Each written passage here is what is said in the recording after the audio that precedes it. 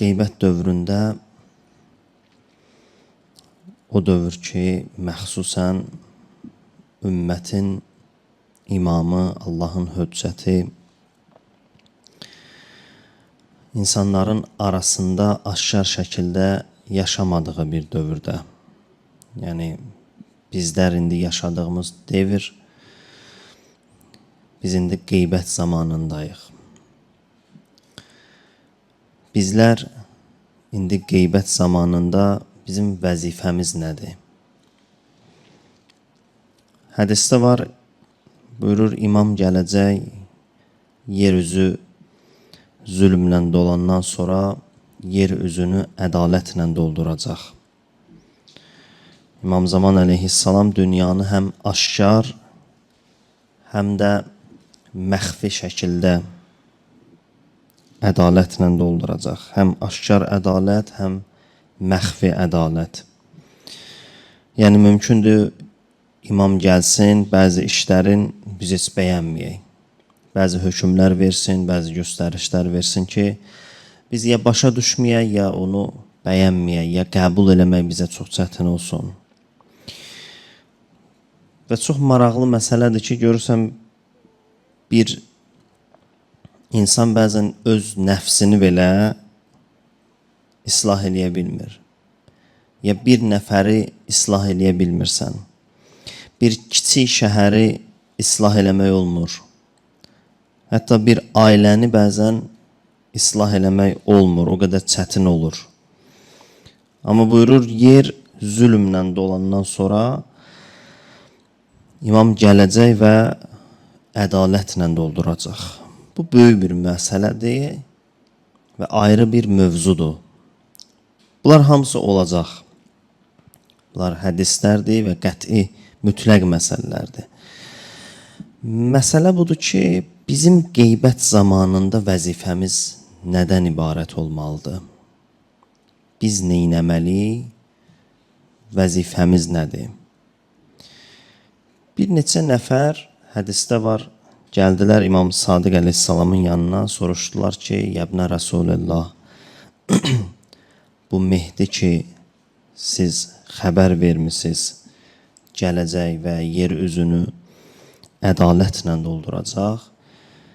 O qeybdə olan vaxtı şiələrin vəzifəsi nədən ibarətdir? İmam Sadiq əleyhissalam çox qısa bir cavab verir bunların cavabında, amma çox böyük cavabdır əslində. Ümumiyyətlə, Peyğəmbərin də, Əhl-i Beytin də, imamların da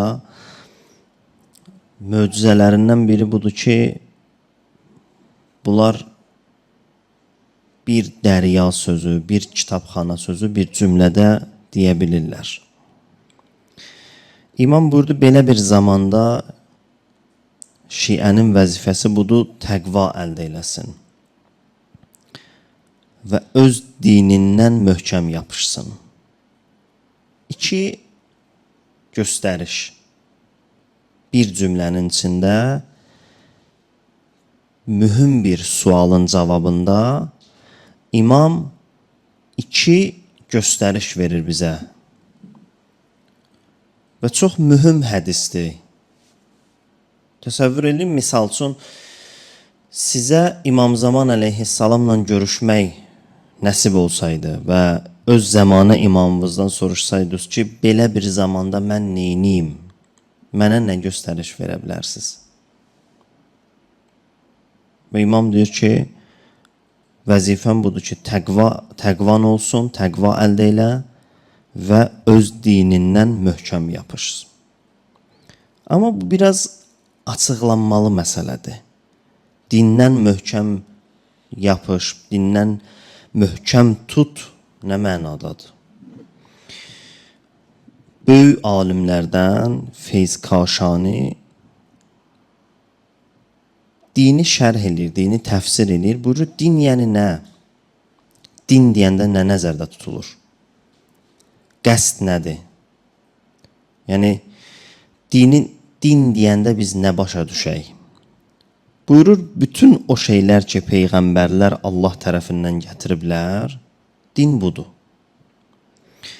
Bütün dini təlimlər, peyğəmbərlərin gətirdikləri, imamların, bütün məsum imamların dedikləri buyurur bu üç kəlmənin altında yerləşir. Dördüncü ola bilməz. Bütün 124 min peyğəmbər, 12 imamın bütün dediklərinin hamısı Feyz Kaşani deyir, bu üç kəlmənin altında yerləşir. Bu qədər ki, təlimlər gəlib. Əqidədir, əməldir və tərkdir. Buyurur, bütün təlimlər bu üçündən biridir. Ya əqidə ilə bağlıdır, ya insanın əməli ilə bağlıdır, ya da insan onu tərk eləməlidir.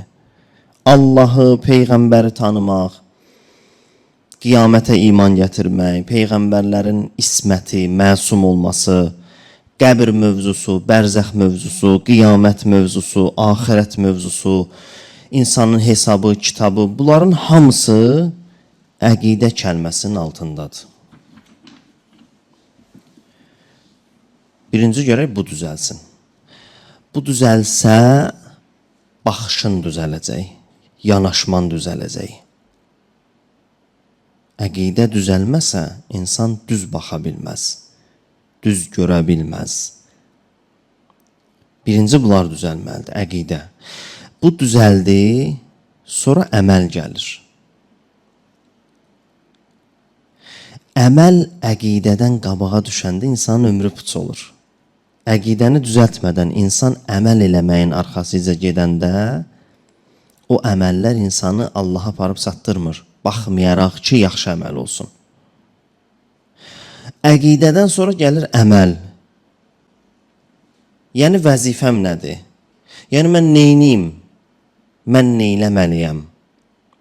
Bütün vaciblər, bütün müstəhəblər, bəyənilmiş işlər, tövsiyə olunmuş işlər, namaz, oruc, Kərbəla ziyarəti, məktəb tikmək, yol düzətmək, birinə köməklik eləmək, bütün xeyir əməl, xeyirlər, bütün xeyirlər, əməl kəlməsinin altındadır.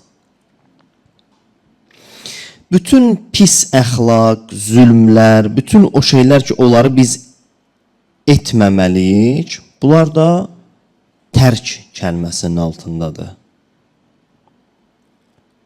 Əqidə, əməl və tərk.